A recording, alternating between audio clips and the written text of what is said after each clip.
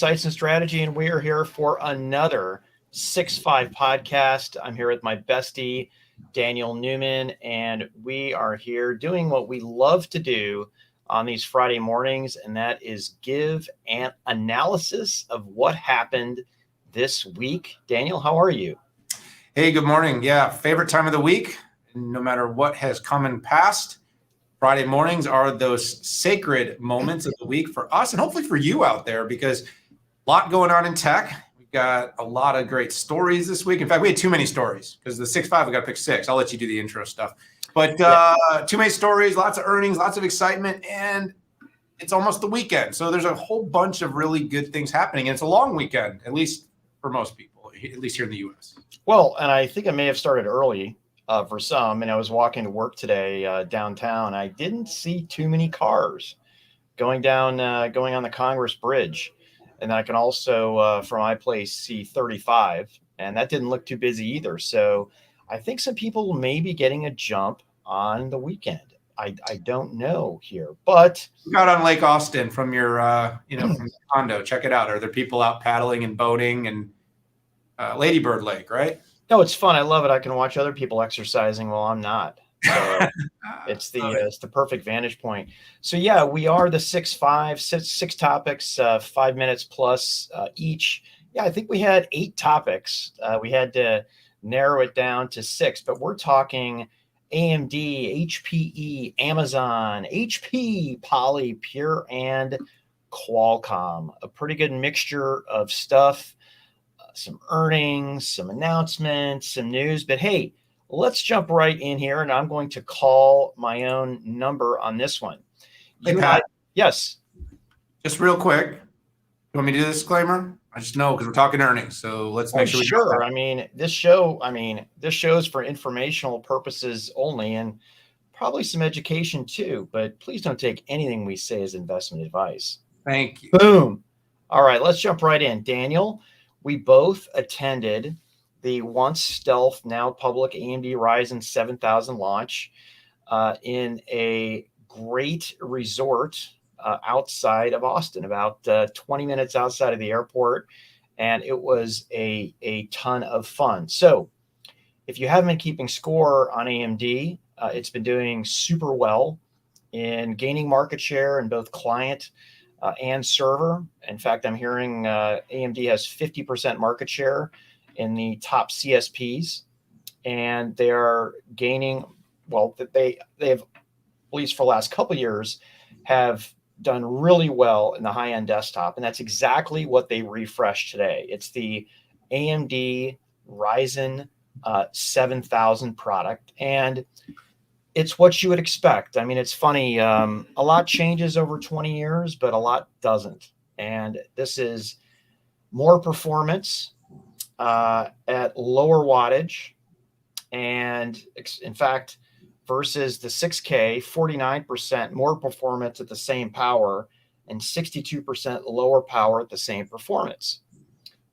Net for me, and again, look at the show notes. You can see all the gory details. Is their higher end price point was lower than I expected.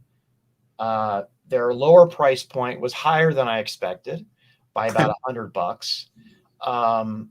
I think it's very likely competitive with what's upcoming from Intel for Raptor Lake, but there's important stuff that I don't know. The only reason I'm saying this is because Intel says that Raptor Lake is up to double-digit performance compared to Alder Lake, and I know how Alder Lake performs. So with that said, I still think AMD will be competitive before Raptor, with Raptor Lake when it comes out in October. But a lot of details I don't know about Raptor. I don't know power. I don't know performance. I don't know wattage on that. But I think enthusiasts are going to be pretty happy from what both Intel and AMD bring out. One thing I want to point out is nothing that we saw so far on the 7000 desktop will help AMD solve its enterprise share challenge. Typically, the enterprises are not making decisions based on PPW, right? Power, performance, wattage. they're making it based on other types of things. It's typically driven by the OEMs. But even if AMD provided 20% more performance for the same dollar, it doesn't make these folks necessarily move. Intel also has somewhat of a moat with what's called vPro. And this is a special line of processors that Intel adopts its highest level of security and manageability on. AMD does have AMD Pro, but enterprises have yet to, I would say, fully wrap their arms around it and actually ask for it like they do in bids with Intel vPro processors. But all around, a great setting. It was great to see Lisa Su on stage, in person, rocking it.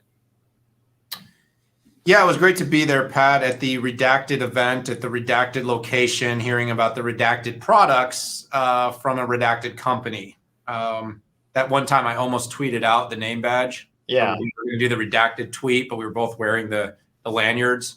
And you caught me just as I was about to hit tweet. So that was good. See, that was maybe the highlight moment besides all the awesomeness that was released. So I'm a little newer to following the PC side. I track AMD much more closely on the enterprise and the some of the things that they're doing on the OEM.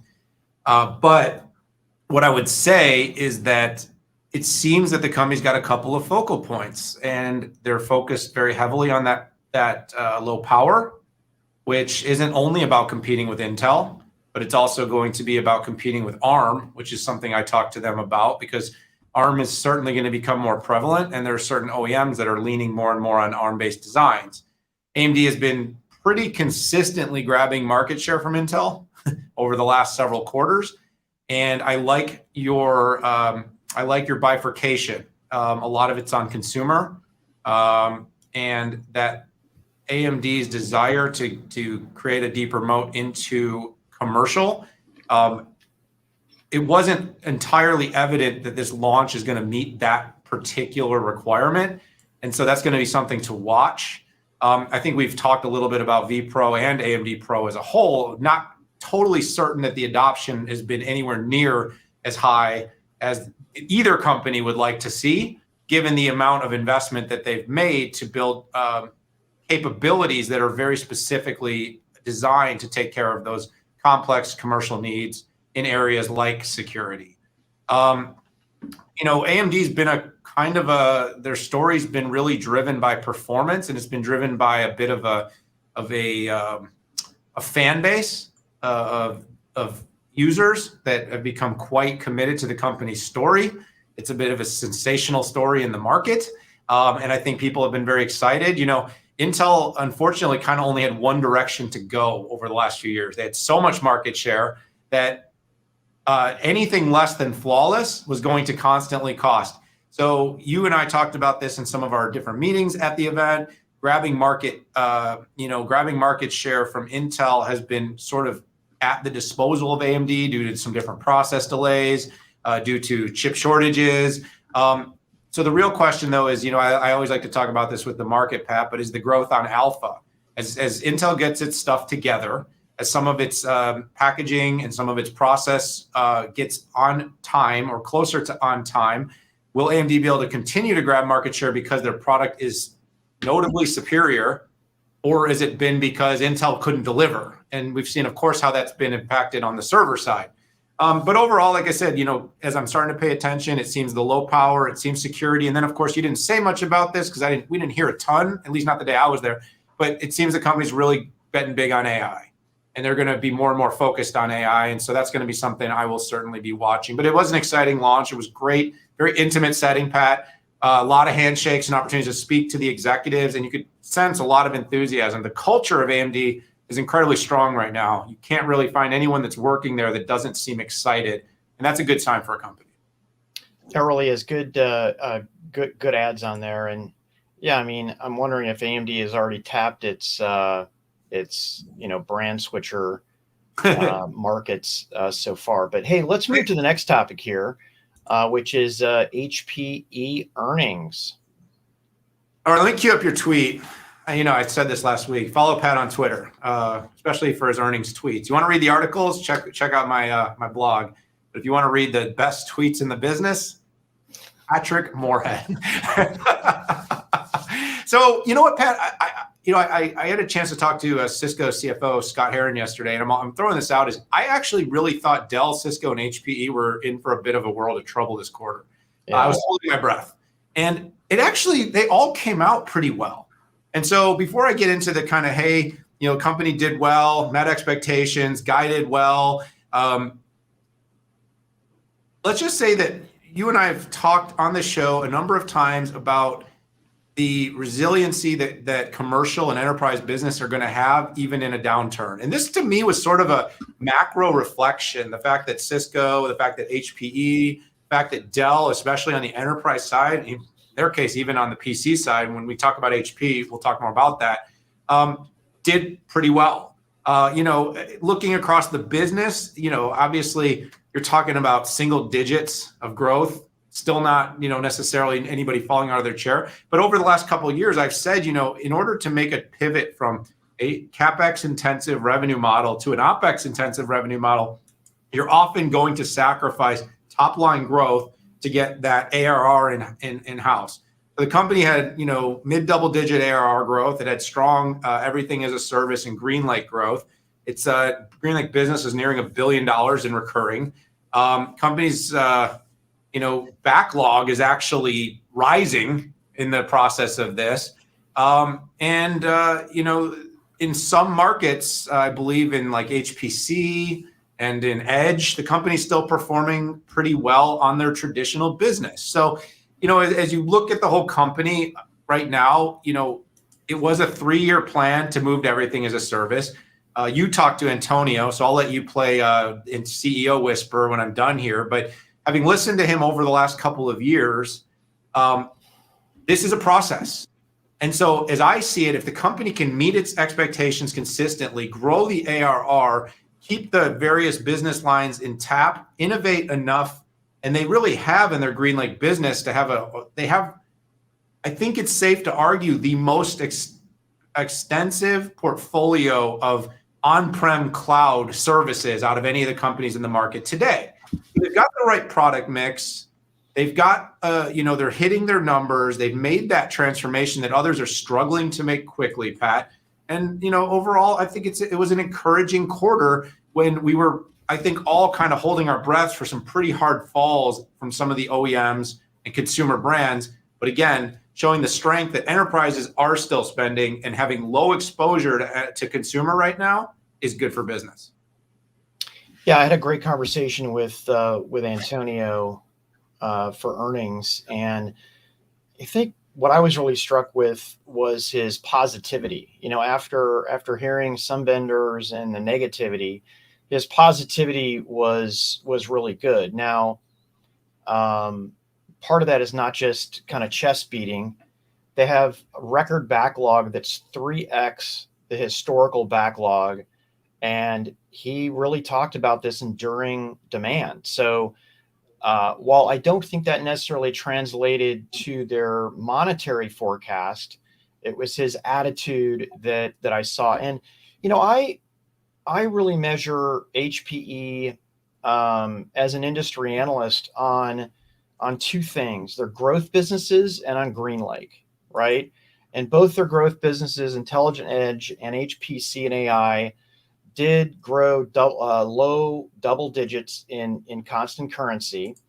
And GreenLake increased ARR by 22% and as a service, 39%. So those are really good numbers. And while I do understand that that's not the entire business, there are elements of this industry that are getting a little bit more commoditized, like compute and storage. And I asked Antonio, after watching what Dell did, and subsequently we've seen what NetApp did, and we've seen what Pure Storage did on storage.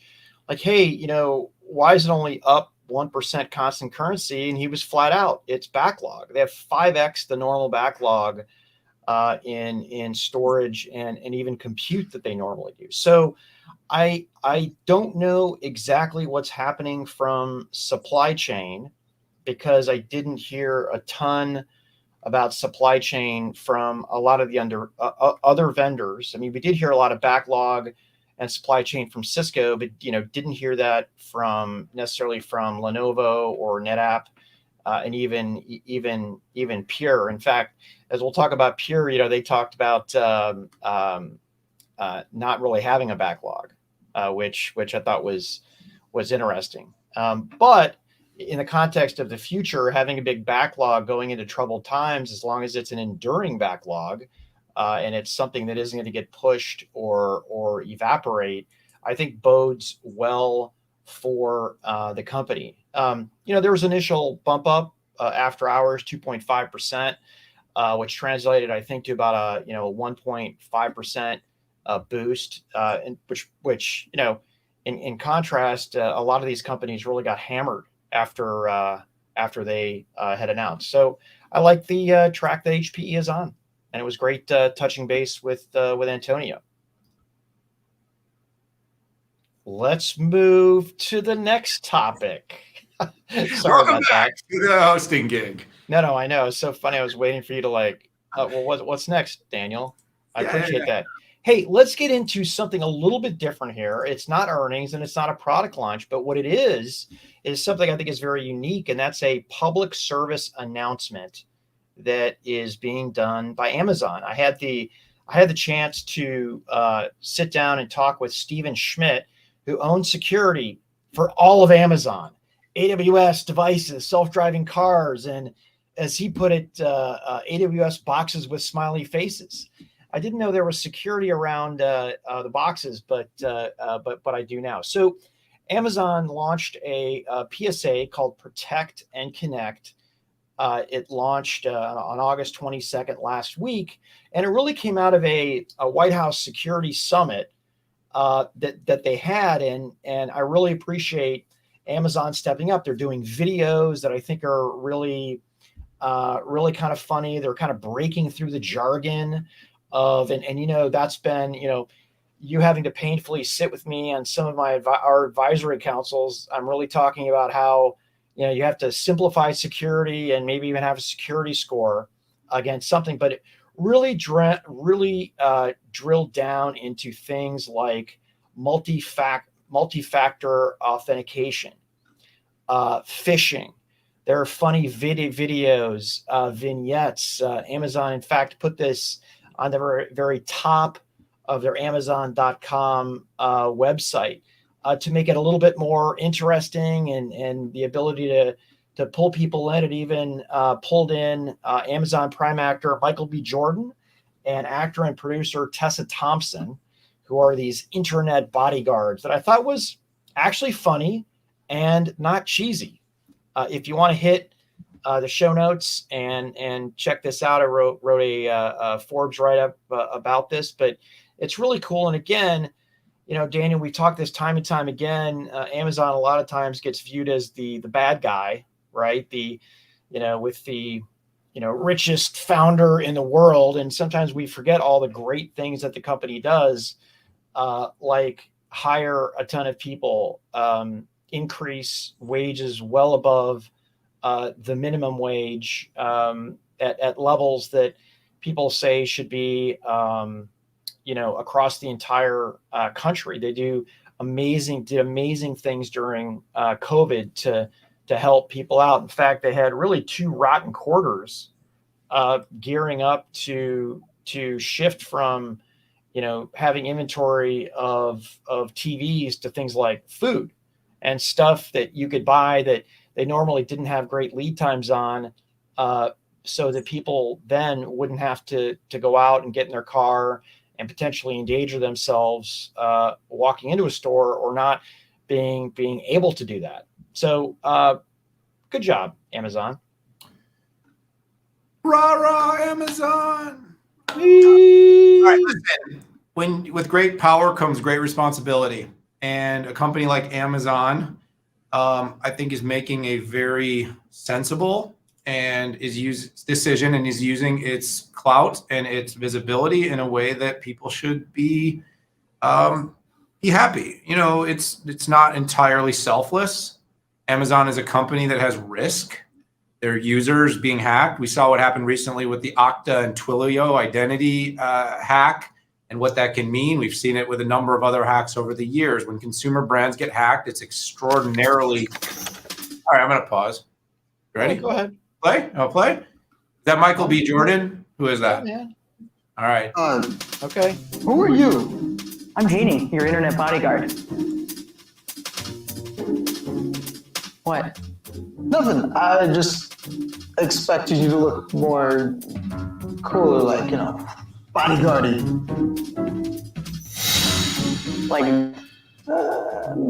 No. I don't know what an internet bodyguard is supposed to make sense because I recently gave him a shout out. Yeah. Anyways, that's a little bit of they go through phishing, they go through MFA. Sorry, you can keep talking. I'm just gonna. No, you were doing good, and they were doing better than I was. But I think over the last few years, maybe we can use Apple as a little bit of a backdrop here. Apple put the lock and key into its marketing, and it talked about things like privacy. But there is a growing attention to cybersecurity, and Pat, this is actually being validated by the market performance. If you look at where was the biggest growth area this quarter for Cisco, security. If you look at Microsoft becoming the world's largest security company as part of its story, companies. And by the way, this is probably one of the most robust and economically stable parts of any companies, because it doesn't matter if the economy's down. You got to protect data. You got to protect people. You got to protect information.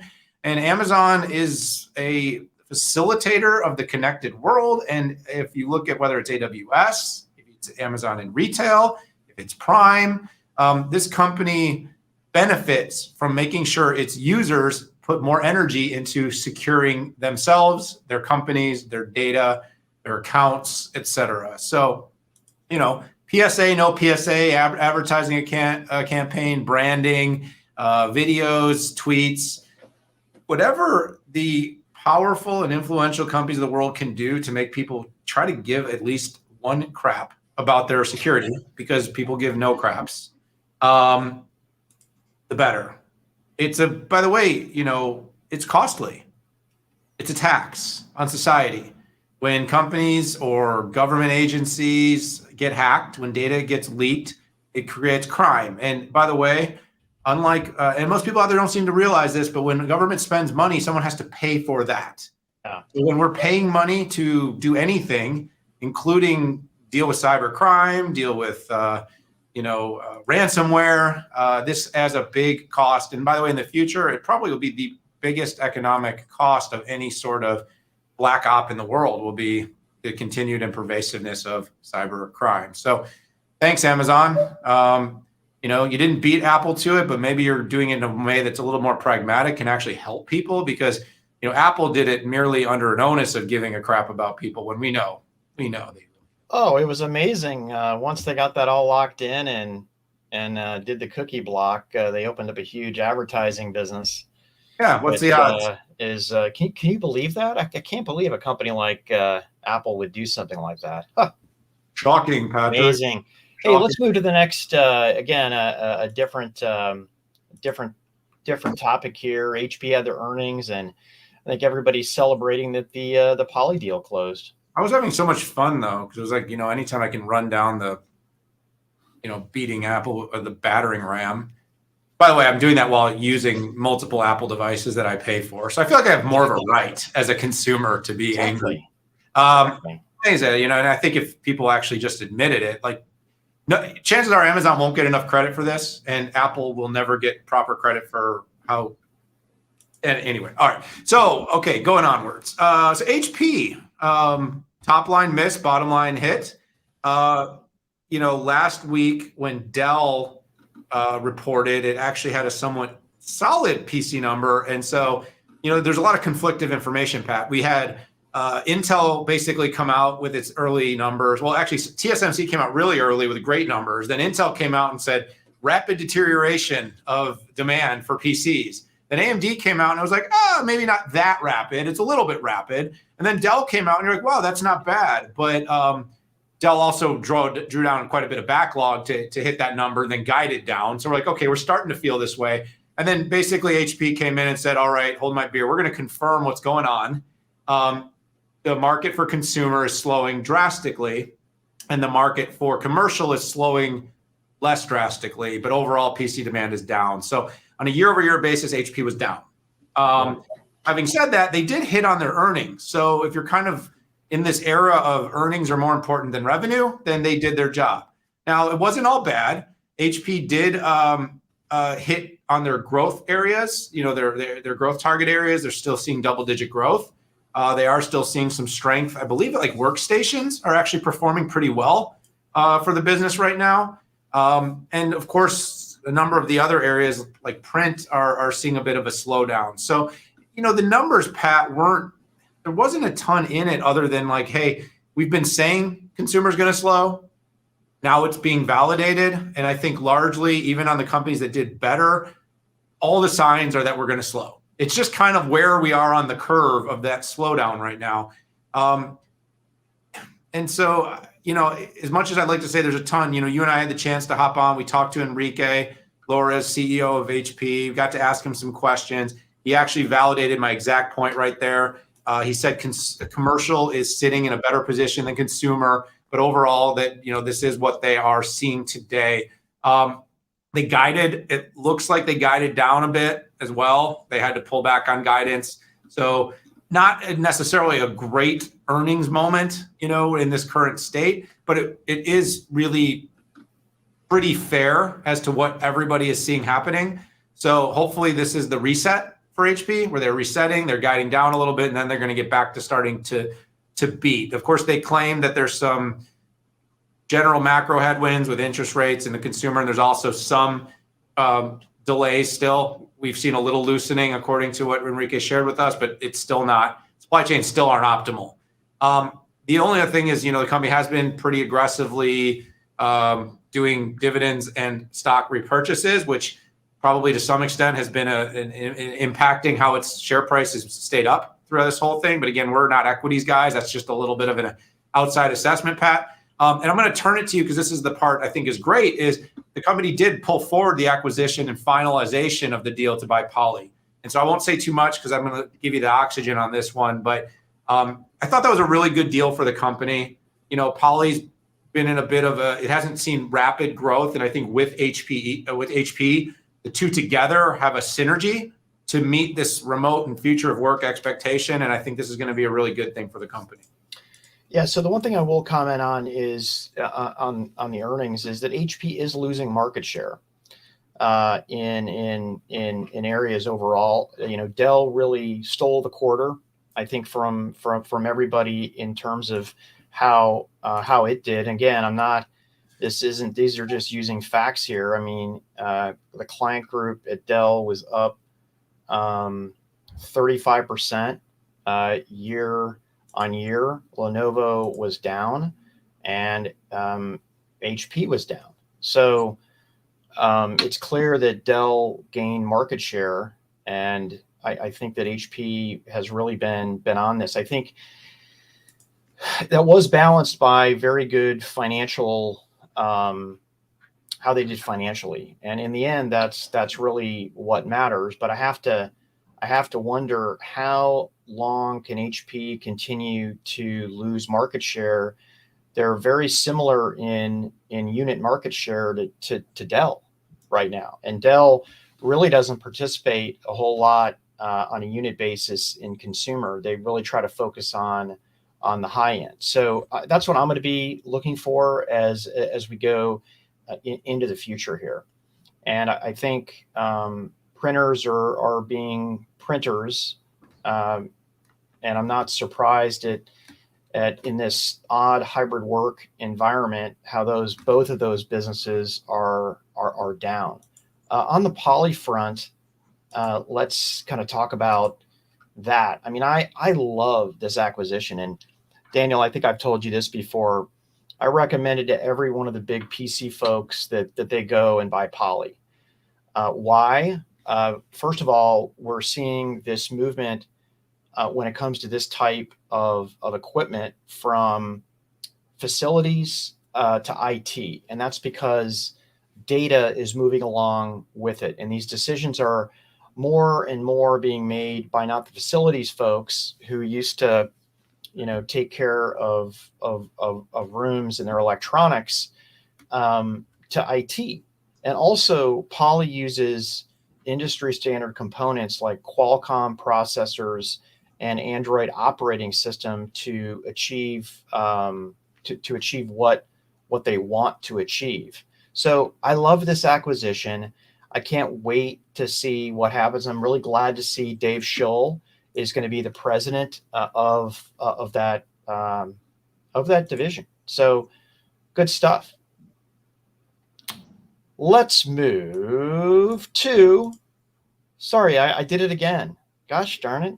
Wait. Can we get a Britney clip in here? We need a good producer that can do, oops, I know, man. I did it again. There you go. I just wanted to see if you would sing online because that shows you, Yeah. that shows real confidence. So, hey, let's move on to Qualcomm and IFA. So IFA is Western Europe's largest consumer electronics and appliance show. Refrigerators, TVs, PCs, smart speakers, VR, all that good stuff. And I got up at, let me see, I think I got up at 3 a.m. to watch Cristiano in his keynote. No, I really didn't. But I did write it up, though, and I thought the announcements were super interesting. So first of all, the company did a big announcement with Meta, and Mr. Zuckerberg himself showed up virtually to congratulate everybody on the deal that has Qualcomm multi-year inside of Meta's MR platforms. And I think this is a really big deal because, quite frankly, if there's going to be, one or two companies that are going to win or take a big part of it, I think Meta is going to be one of them. I think Apple will do well, even though we haven't seen any of their hardware yet. They've been working on their software for what seems like an eternity. And I think that's a really big deal. The other thing that I thought was interesting was that Meta has their own silicon team, which you kind of have to wonder, hey, what's going to happen to that silicon team now that there's this multi-year deal? I think they're going to work. I think Qualcomm is coming in to augment them. I don't think we're going to see some mass layoff there. And by the way, Meta has a device called Portal and little mini versions of Portal that it has to create, it could create silicon for as well. The second one was Bose, very similar to kind of a Samsung deal that we saw before. And like we saw with Meta, is this, multi-year deal to leverage Qualcomm's audio solutions, particularly this S5 audio SoC and all of its future audio products. So big picture, it really seems to me, my net, and it came out in my headline of my analysis is, this is just yet another example of Qualcomm enabling OEMs to better compete with Apple. Because if you think about it, everybody has to compete with Apple on smartphones, on tablets, on PCs, on audio devices. In fact, Bose has lost a tremendous amount of market share to Apple. And if one of the reasons is our criteria for audio equipment has changed, right? It's less about, how realistic something sounds, and it's more how well it can work with all your other devices and all the cloud music services that are out there. And I think that's just an overall big picture, and I think reinforces also Qualcomm's success in terms of getting out of, or not out of, but rising above its smartphone business into IoT and automotive. And I'll leave the final announcement for you, Daniel. Well, I'm trying to remember. So you did Meta, did Bose, and did you do the satellite? Didn't do the satellite. Okay. Well, first of all, just let me quickly comment on the fact that the Meta one was the most exciting to me. I mean, look, I understand the diversification strategy of Qualcomm, its migration into IoT, and that becoming a multi-billion-dollar annual business for the company has been huge in Amon's strategy, Cristiano's strategy, to basically say, hey, we aren't just a device company. We're not just focused on handsets, and we've got revenue streams that are of significant magnitude that are outside of that particular area. And so this space is a space that I don't think many people necessarily think of Qualcomm first, but I think that's the whole point. The company is more and more aggressively working. And so kind of started with like the peripherals, like the smart watches and headsets and things that connected to the phone. And they're moving more and more out to intelligent items that exist in an ecosystem, in a home or in a vehicle, or et cetera. So that particular business is growing a lot. The Meta stuff, like I said, the metaverse, I just call them Facebook. I know. I still have a hard time with that, Daniel. Yeah, I like them better as Facebook. I'll call them Bookface. But anyways, the metaverse, look, I hear sarcastic comments. I think John Fort made a pretty big dig at the metaverse yesterday. And look, certain growth is out of vogue right now. Nobody likes crypto. Nobody likes metaverse. Every company's going to zero. Nothing is ever going to happen again. And then in 2 years, we're going to have the same irrational exuberance back again. People aren't going to care if you're profitable. They're only going to care if you grow. They're only going to want the companies doing the most cutting edge stuff. Well, look, Mark's made plenty of mistakes, but Meta will be a player in this space. And let's not for a minute think that this company's not going anywhere. And Qualcomm is going to be a critical partner because Qualcomm has the actual technologies, a little bit like NVIDIA does for Omniverse, some of the key technologies that are going to be required for companies to actually build these metaverse experiences. So as far as I see it, Qualcomm partnering with Meta, being a good partner is going to be a big deal for the company. So, I think the last announcement, Pat, had to do with something that I don't think we talked about on the show, but I'm certain we've all socialized it. And that was the T-Mobile SpaceX announcement. That essentially, what was it? That T-Mobile, that the smartphones are going to basically be able to connect to the SpaceX Starlink satellites. Now, I'll admit it. My knowledge of this topic came from reading your tweets. This is becoming problematic for me, Pat.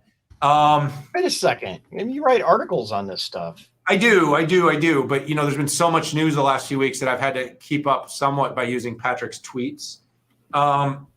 So what is it effectively here? Well, somebody's going to have to provide the smartphone modem that's going to live behind these types of capabilities. And it looks like this could be something that Qualcomm is going to be providing, Pat. So, it sounds to me like Qualcomm is, deepening its roots here in being a provider using its modem and RF systems to drive satellite communications. And so T-Mobile, Qualcomm, SpaceX, the future. I don't know if there's much more to this, Pat, because I only saw I heard a little bit of background on it, but it sounds kind of exciting. It sounds like maybe something that Qualcomm's doing. This is V.2 of the old Qualcomm. Now I'll tell you a little story. My dad ran a trucking company in the 90s, and I used to go into work for him, and I used to pay, I used to help him file his Qualcomm bills because they were using satellite communications and Qualcomm hardware to keep truck drivers connected. So this is the next generation. We're going to be connecting with astronauts and civilizations in space. And it's only been 30 years. So look how far we've come in a short period of time. I don't know if I got all of that one, Pat, because like I said, I only just kind of read on it, and that was the third one. So anything else I needed to get on that one? No, I think we can expect next week during the Apple launch that Apple's going to announce satellite communications, and this is only enabled on the Qualcomm modem RF system, and also as it relates to the SpaceX and T-Mobile, the only modem RF that will do this is a Qualcomm combination. So, hold on, Pat. Yes, sir. Are you saying that Apple still uses Qualcomm? Yeah, they do. Yeah, they do. Imagine that. And I'm hearing, by the way, I heard this week that they're having a really tough time integrating that modem into the SoC, and it's too high power, and people are quitting. Imagine that. Pat? Yes, sir. Can I ask another question? Is Apple going to soon be able to move to their own modem? RF system?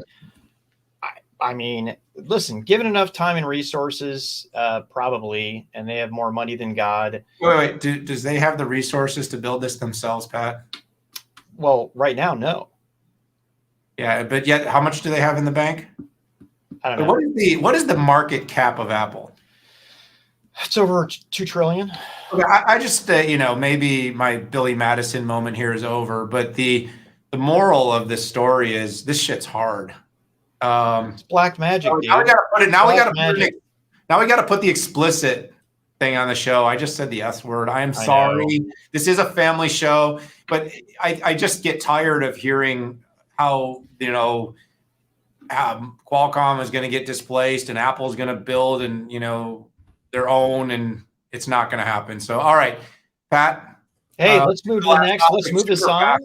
Yeah, super fast. So pure ripped it. I mean, go. All right, Pat. Well, you hit it on the head. That was the whole thing. 26% year-on-year growth. Huge growth in customers. Their NPS story is world-class. Top 1% of companies in the marketplace. They're seeing revenue growth. Their guidance had 26%. Their revenue growth had 30%. The subscription had over 30%. I don't know what anyone's talking about with a recession, but Pure Storage is absolutely rocking and rolling, and their customers love using the technology. I know we're on a really short period of time, so I'm going to just kind of make one more comment, and I'm going to pass it back to you. But this company is growing like hyper. It's growing at the speed of Google Cloud. It's growing at the speed of Azure. It's growing at the speed of, it's twice as fast as Salesforce. It is an impressive growth rate right now for a company in boring old storage. And so maybe storage isn't so boring when you put a new innovative spin on it. Great job, Pure Storage. Sorry we couldn't talk more about it, but Pat has to go. Pure, they saved the best infrastructure result for last. I mean, the 30% growth rates are cloud growth rates, which is obscene and amazing. And I loved what they put in there as everybody's talking about backlogs and lead times, normal lead times. That was kind of a thumb to the nose of the NetApps and the Dells of the world. So great job. We're going to take us out of here. Daniel, it's great to see you. Everybody, have a great weekend. We appreciate you. On TV later? I am. Yeah, I'm going to be on Fox Business chatting up SaaS companies. So wish me luck. All right, buddy. Go get it. Take it easy. Everybody watch. Thanks for tuning in. And if you like what you heard, hit that subscribe button. If you didn't, complain to Daniel on Twitter. We're out of here.